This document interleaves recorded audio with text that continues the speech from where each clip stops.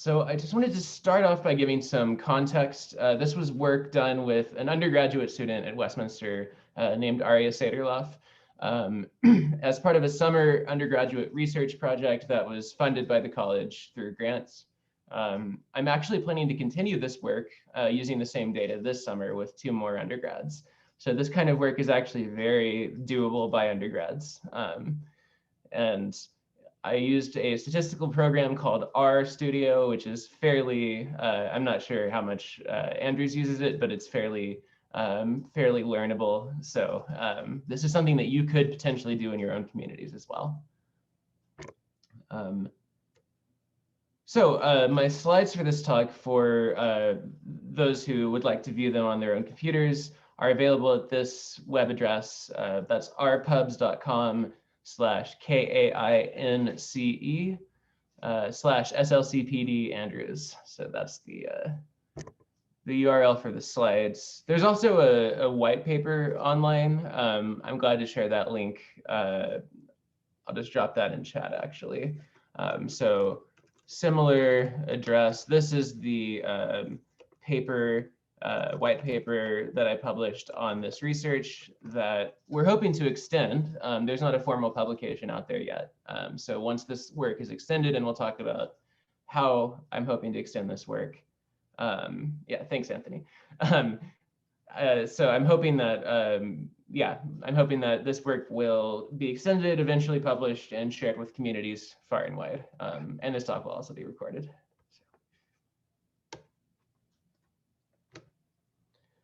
So some context here. I just wanted to highlight, first of all, that this is the first independent analysis of the Salt Lake City Police Department's use of force and their street check data since 2000. So the Deseret News, which is a Mormon or LDS church-owned publication, did an analysis in 2000 of traffic stops, and that analysis found that there was no evidence of bias in traffic stops. So fast forward 14 years, and the Salt Lake City Police Department's data analysis team actually responded to me and my student reaching out by saying that they were interested in having an external review of their data. So they actually shared the data actively with us because they told us that they wanted to better understand the potential racial and gender and age bias, especially the racial bias that was already in the national conversation at this point. So we received this data in 2017, and it encompassed about 3.5 years worth of data. So it started in January 1st, 2014, went through mid-2017, I think like May 31st or so. And the context around this, so in the first year that this data encompasses, 2014, the police killings of Trayvon Martin, Mike Brown, and Eric Garner were already in the national conversation. The Black Lives Matter movement was had already been very active. And in 2015, a Washington Post analysis actually found that unarmed Black men were 7 times more likely than whites to die by police gunfire. The SLCPD itself, I'll continually use SLCPD for Salt Lake City Police Department throughout this presentation. The SLCPD itself was the target of Black Lives Matter protests because they had an incident on August 13th, 2017, where they shot and killed a Black man named Patrick Harmon from behind. And even in the last year, this conversation has had some renewed intensity because on May 23rd of last year, SLCPD shot a fleeing Latinx man named Bernardo Palacios Carvajal 34 times in the back while he was fleeing police. The context was that the police thought he was, they watched him drop and pick up a pistol repeatedly and continue fleeing. And so the police context was that they thought that because he was picking up the gun, he was a threat. This definitely sparked a lot of protests in the Salt Lake City area. And it was only 2 days before that, before the police killing of George Floyd in Minneapolis. which of course is the trial of Derek Chauvin, who was the officer who kneeled on George Floyd's neck, is currently ongoing. Like it's very much in the news today, even. I was just reading. And so all of this context sparked continual anti-police brutality protests in the Salt Lake City area. So this was already a pretty active conversation before this research began.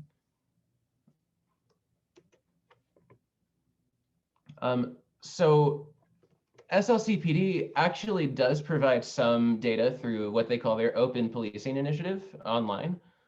They provide 2 years, 24 months worth of use of force information, but it's very limited. It's actually, if you try to download the spreadsheet, it's just a list of months and the number of use of force incidences each month.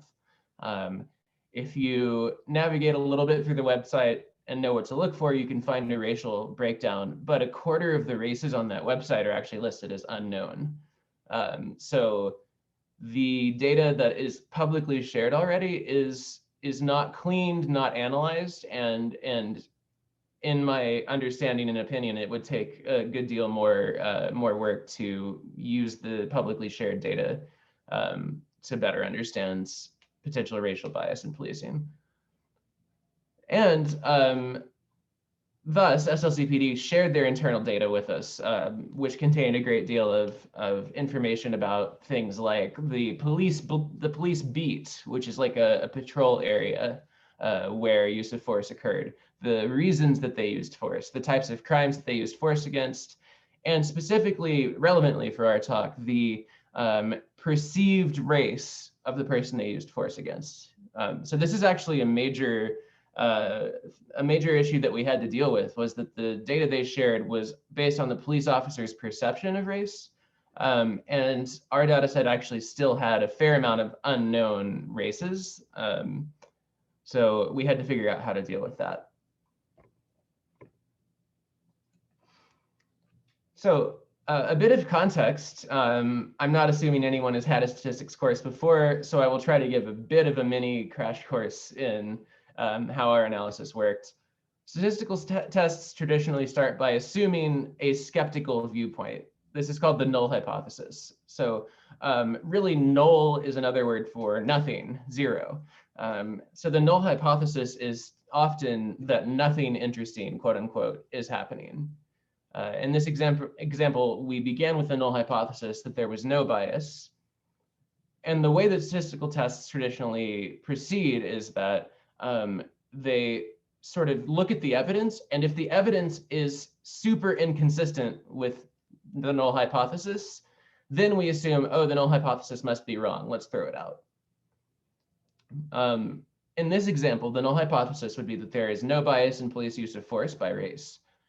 So what does that mean? It means since Salt Lake City's population was 3.3% Black or African American identified in 2014, and this is through the American Community Survey estimates for that year conducted by the Census Bureau. If there was no bias, we would expect roughly 3.3% of those who had force used against them, force subjects, to be Black as well. And then we compare what the data actually look like with this sort of ideal world in which no bias exists. So we look at our data, we look at the actual percentage of the population that's Black, and we compute this thing called a chi-squared. That's the fancy curvy X that you might have seen before. Chi-squared test is basically a measure of how different our observations are from what we would expect under the null hypothesis of no bias. So we're quantifying how inconsistent our data is with lack of bias.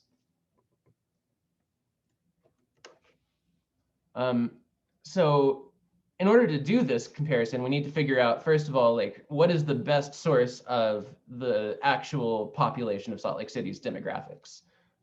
So we actually used the American Community Survey estimates for 2014. So these are between census years. Every 10 years, there's the census, which is sort of the gold standard of population data.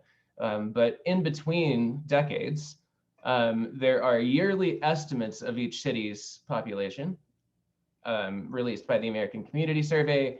And then every 5 years, so in 2015, there was the selected population tables for Salt Lake City were released. So in terms of how good this data is, it goes sort of census is the best. If this analysis had occurred in 2010, we would have definitely used the census as our demographic information about Salt Lake. And then a little bit below that, because it doesn't survey everyone like the census does, we have the selected population tables. And then below that are the yearly estimates, and they're all done by the Census Bureau, so they're all pretty good data. So what we did was use the estimate for 2014, and then because 2015 is a year that's a multiple of 5, we had the population tables, which are sort of better. And so we used those for the remaining 2.5 years of our analysis, the selected population tables. And Salt Lake City is a pretty rapidly growing area, so it was important to try to not just use the 2010 census data, for example, because a lot has changed since 2010. So those are our what we call expected proportions. That is, under the null hypothesis, under the skeptic's assumption that there's no bias going on. That's what we would expect the forced subjects' races to look like. Then we have our observed data. So these are what the Salt Lake Police actually shared with us. These are collected by the police department internally, stored internally. They have their own team of a few data analysts that store and organize the data. And it encompasses all of Salt Lake City proper, but I'm definitely not assuming anyone knows anything about Utah, but in case you do, Salt Lake County has an enormous amount of people relative to Salt Lake City. The suburbs have a ton of people in them in Salt Lake. So our data was restricted to just the city proper. And it was analyzed primarily by race and gender. We did a bit of age analysis, and we're hoping to do more analyses this summer. So those who have taken a statistics course or maybe carried out a data analysis might know that cleaning data takes an enormous amount of the time that you are gonna spend on your research project. And this entails things like removing duplicates. So if someone was had force used against them because they were a suspect for multiple crimes, for example, suppose that someone was arrested for suspicion of having drugs on them and then didn't, like maybe they turned around and started to walk away, and so there's also a resisting arrest or a similar charge added. These end up all being like duplicate tables, the same person, but different rows of the table, rather. And so we had to remove these duplicates in order to not double count people. We also removed entries, so for reasons that I still don't fully understand, there were entries in the use of force data set that said no force was used. So we actually removed those. The entries that had race unknown, we also removed, and that is an important debate to have among your data analysts, is like, what do you do with data that has unknown race, for example, right? Like, this is based on what the police officer thought the citizens or subjects' race was. So if a police officer says race unknown, does that mean they see the person as, like, quote, a brown person, for example? Or does that just mean like they didn't fill in the data fully that day? Or it's unclear. It's unclear what to do with it. So for that reason, we threw these rows out. But there's a decent case to be made for doing other things with them as well. And it would be interesting to figure out what the analysis would look like if we had kept them in. And then finally, because the census data is in a different form for 2014 versus for 2015, we did these analyses separately. So we did a 2014 analysis and then the rest of the years separately. And I'll just talk a bit about the 2014 process because the rest are similar. So I'll share the results for the others, but just only talk about the 2014 cleaning process in detail. So this was the form in which, after we removed the unknown races and the duplicates, this was the percentage of forced subjects, people that had force used against them. How do I send the check? And so this was the racial distribution of everyone who had force used against them in 2014 by the Salt Lake City Police Department. So the y-axis is percentage, and you can see that the white column is clearly the largest. And you might think, oh, well, that means that, you know, SLCPD is using force like disproportionately against white people, but also you have to remember that Salt Lake is a pretty white city. So in other words, we would actually expect the majority of force subjects to be white because the majority of Salt Lake City residents are white, which is why we need some sort of basis for comparison, like from the census, for example. We also made a heat map of the areas of Salt Lake City where these force incidents occurred. And this was for all of the years. Downtown Salt Lake City is in this general area here. Hopefully you can see my mouse.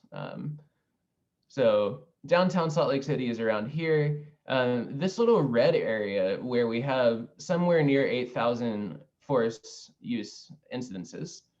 This little red area is near Pioneer Park and the former location of the Road Home homeless shelter. So it has been considered like a high crime, quote unquote, high crime area in Salt Lake City. And there's actually a reference in the local newspaper talking in 2014 about the crime rates in this area.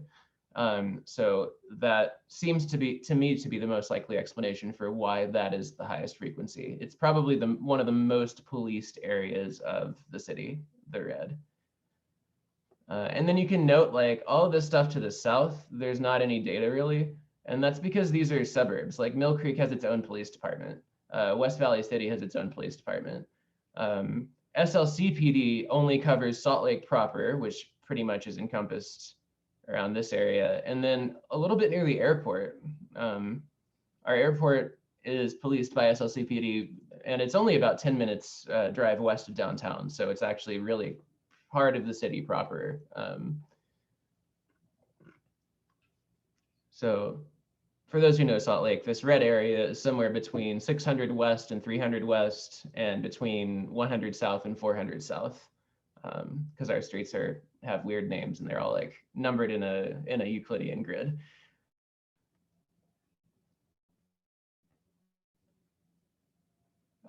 Oh yeah, and so I cite the newspaper article that talks about the red area being considered high crime at the time and thus more heavily policed.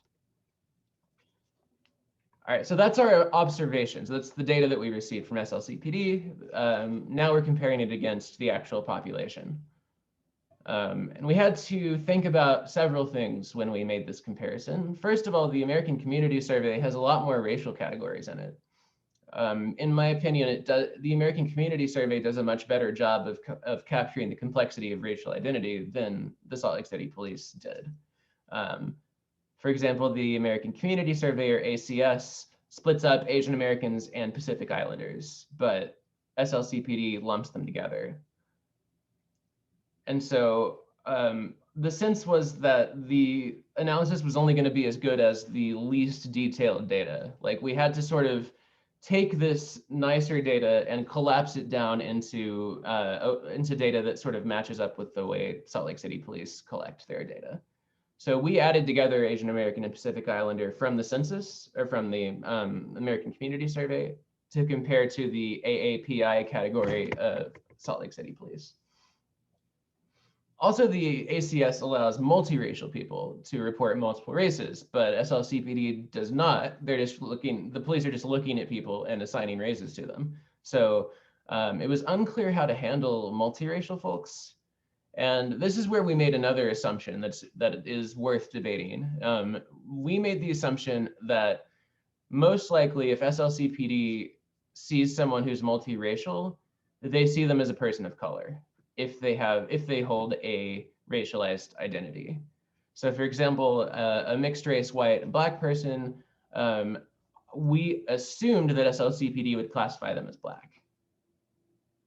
And again, like, not always going to be true. There's, there's reasons to debate that approach for sure.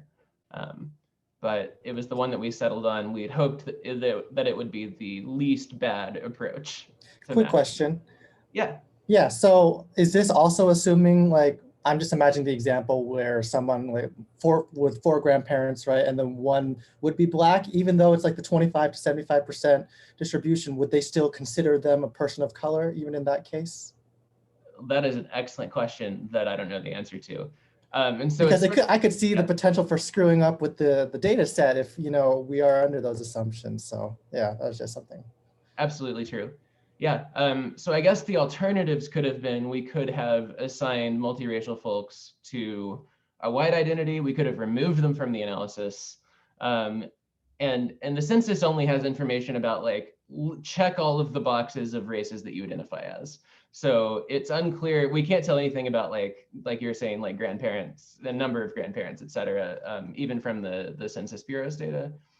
So yeah, it was a tricky question, and we assumed we would make fewer errors by assigning people to their racialized identity than by assigning them to white, but both are not great. Like, I certainly agree that neither is an ideal option.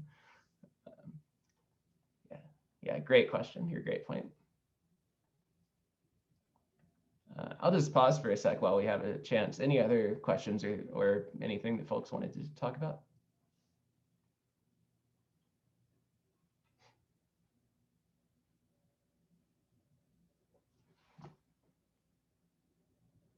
Awesome. Well, I super appreciate questions, so feel free to jump in as they come up.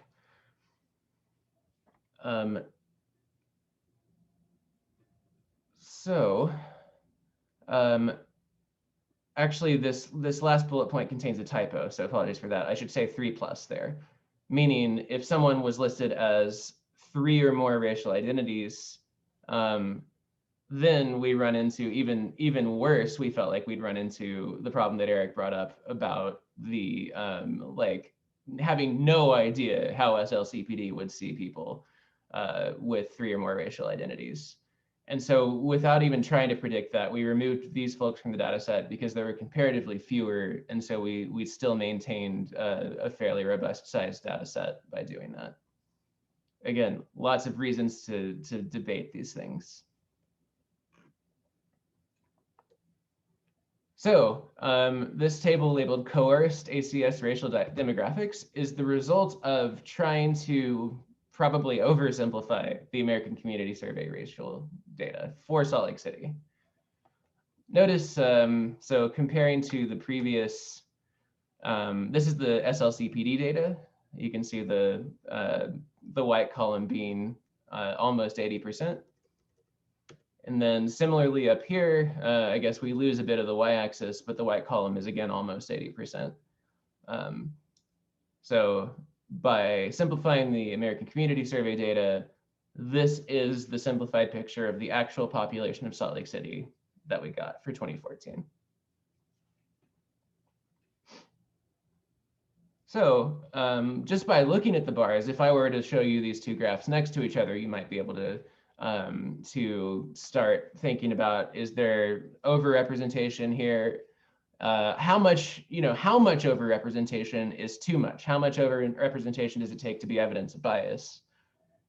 This is the question that the statistical test we ran, called the chi-squared test, tries to answer. So again, this null hypothesis thing is the skeptical viewpoint that there's no evidence of bias. If there was no bias, that would mean that the percentage of people who had force used against them would match the percentages of the population.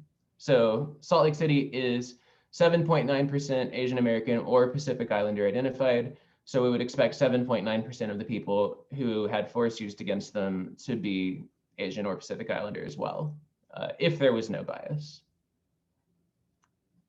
And then you have the alternative hypothesis, which is basically the null hypothesis is not true in some way. So our alternative hypothesis was that at least one of these proportions would be different. that at least for one racial category, that category would be more likely or less likely to have force used against them than you would expect based on their prevalence in the population. We used a chi-squared model.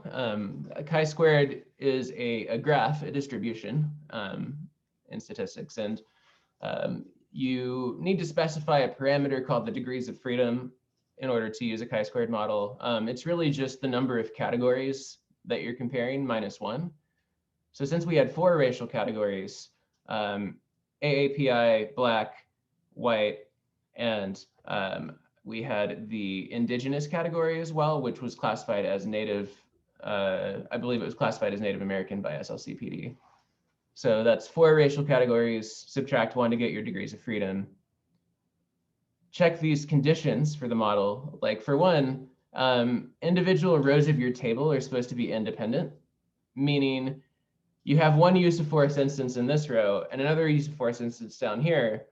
And this use of force instance should not make it more likely to use force against this person.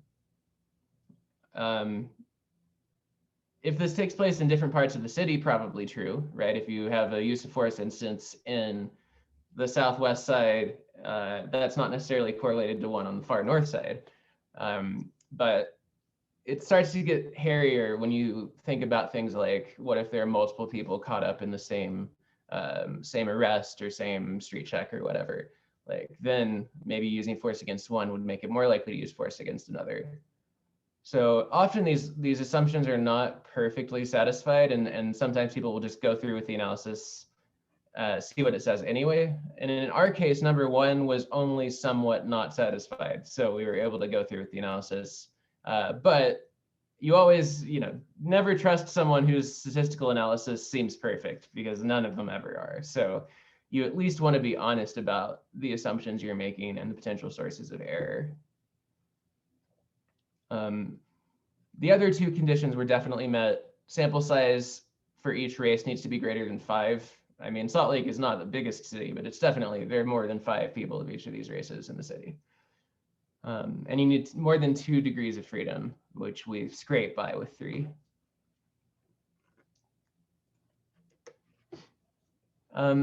So I actually wrote this presentation in the program RStudio, which is a statistical analysis software that you can actually embed your analyses. So this table is based on the actual data that we analyzed. This is what it spit out when we asked to perform this chi-square test. This first number is 2237, really 0.42-ish. That's the chi-square test statistic. So generally, the bigger the chi-square test statistic is, the more likely you are to reject your null hypothesis. And what that means is, if we reject our null hypothesis, the null hypothesis says no discrimination. Reject that, it means there is evidence of discrimination. So bigger chi-squared means stronger evidence for discrimination, roughly. A p-value is effectively a measure of how inconsistent your data is with the null hypothesis. Actually, I should say it's really more of a measure of how consistent your data is with your null hypothesis, because a small p-value means very inconsistent. Our p-value was pretty darn small, less than 0.0001. That provides fairly decent evidence for discrimination.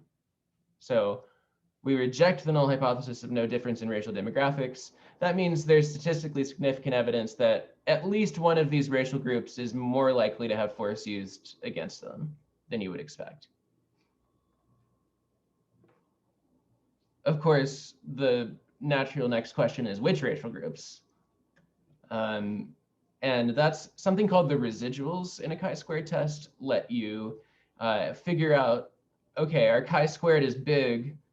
What makes it so big? Which racial groups see these biggest discrepancies? Residuals are numbers, real numbers between negative infinity and infinity, not inclusive, of course. So negative numbers show underrepresentation. positive numbers show overrepresentation, and how far you are from zero, so the absolute value of your residual is the strength of that over or under representation. Huge residual means very overrepresented. Very negative residual would mean very underrepresented. And when we ran these, we saw that African Americans and Indigenous Salt Lakers were overrepresented in the use of force. Asian Pacific Islander group was fairly underrepresented with a residual of about -16. And you can see both the numbers for the residuals here. It seems like this table got kind of messed up in the output, so let me just show you the graph instead. So again, note the most positive residuals are Black and Indigenous folks, which means Black and Indigenous folks are disproportionately likely to have force used against them. White is a fairly small negative residual, meaning white folks are somewhat underrepresented in use of force. And Asian and Pacific Islanders are about a little over 2 to 3 times more underrepresented in use of force, meaning less likely to use force or have force used against them, rather. And recall this was just 2014. So we ran this separately because the Census Bureau provided a different quality of data that year than it did the other years. So what about the other years? Again, we get this chi-squared thing. Again, a big chi-squared means a small p-value. Again, a small p-value means reject the null hypothesis. And again, rejecting the null hypothesis means there is evidence for discrimination. Statistically significant evidence for discrimination. Here are the residuals for 2015 through 2017 grouped together because we used the same 2015 American Community Survey tables as our expected data. Note a similar pattern holds. The positive residuals, meaning overrepresented in use of force, disproportionately likely to have force used against them, were Black and Indigenous Salt Lakers again. Disproportionately unlikely to have force used against them were Asian American Pacific Islanders and, to a somewhat less extent, white people. So statistically significant evidence of greater use of force against Black and Indigenous people than you would expect if there was not discrimination. And I will finish off this presentation by talking about all of the issues that all of the errors we could have made and all of the issues with this analysis that we hope to address this summer when I work with a couple undergrads on this data again. So every statistical test contains the possibility of error. The best thing we can do, in my opinion, is to list out and be honest about the possibility of error. So for example, we could have rejected the null hypothesis when the null hypothesis was actually true. That would mean that somehow we just saw overrepresentation of Black and Indigenous folks due to chance alone, not due to actual discrimination. This is a potential source of error, but because our test does have fairly large residuals and fairly small p-value, our best guess is that there is evidence of discrimination here.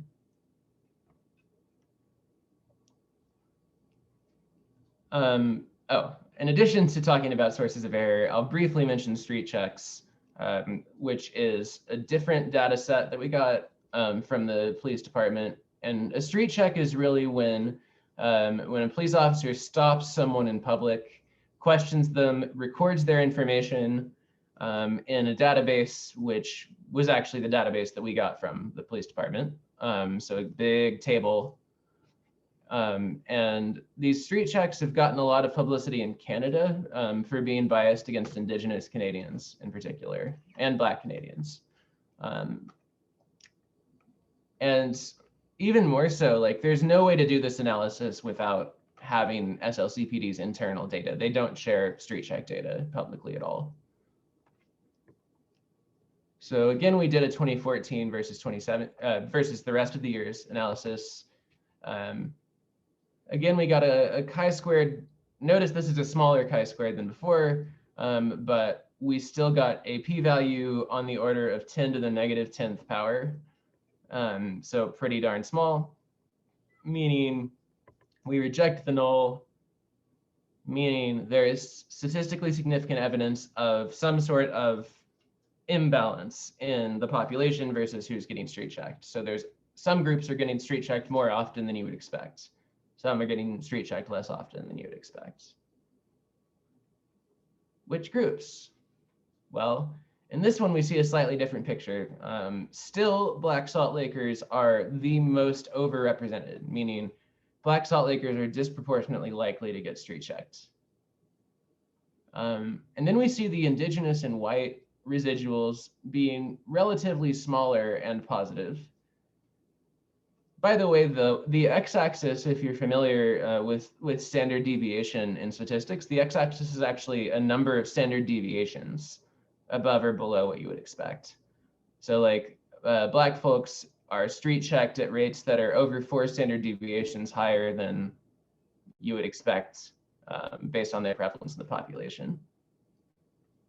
White and indigenous Salt Lakers less than 1 standard deviation overrepresented.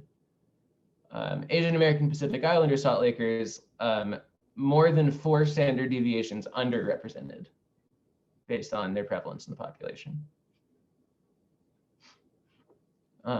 Again, that was 2014. The rest of the years were run separately because the census data was still better for 2015 through 2017.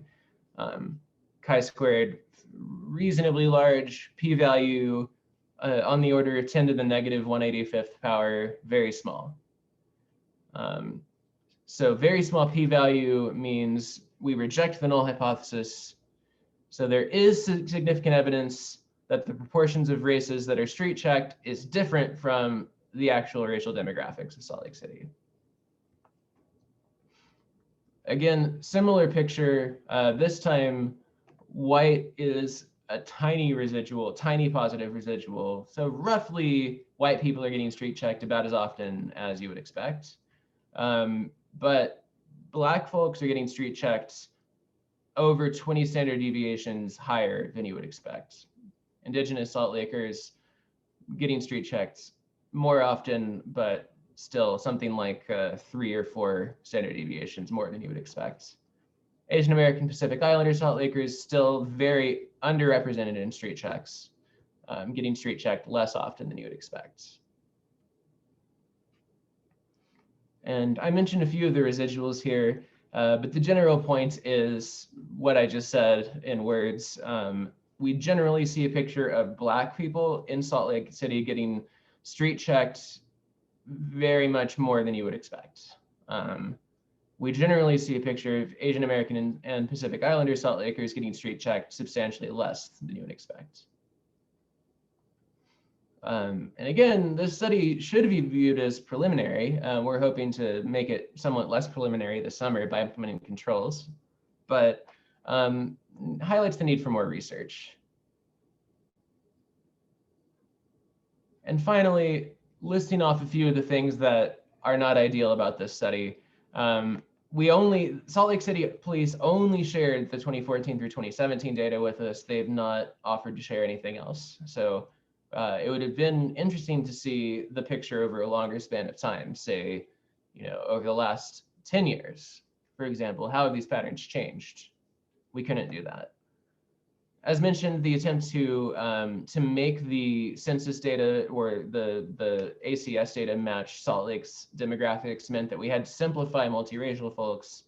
We had to remove unknown races, which there were a decently high proportion of in the data set that we received.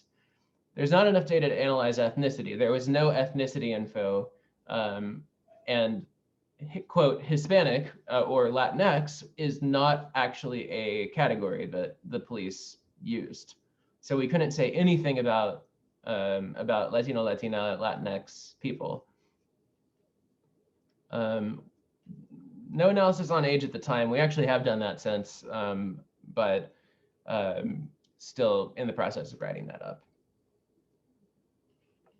need for controls is the very last thing. There is no control for crime rates by race and gender in Salt Lake. So thinking about what someone might counter with once they're presented with this data, they might say, and I'm not claiming this is true, but someone might say, oh, well, what if this racial group just did crimes more often? What if the police are there are just more police patrols in this one neighborhood, and that neighborhood happens to also have all of the Black folks in it? Right? These are some of the potential objections someone could raise. And so our goal is to control for these using some of the other data SLCPD shared, such as trying to classify where in the city various racial groups are concentrated, where and compare that to where in the city these use of force incidences took place. That's basically what this future work says. And we've even got a persons linked to cases data set, which is just this enormous table of everyone who's reported a crime, witnessed a crime, been near a location where a crime happened, or committed a crime. And we want to use this to try to control for things like, where are all of these crime reports coming from? And hence, are there more police in that area? And hence, would we expect more force to be used in those areas? So I want to make sure I'm ending. Sorry, I'm like 1 minute over, but I want to make sure to make more time for questions. Thank you so much for listening and for having me.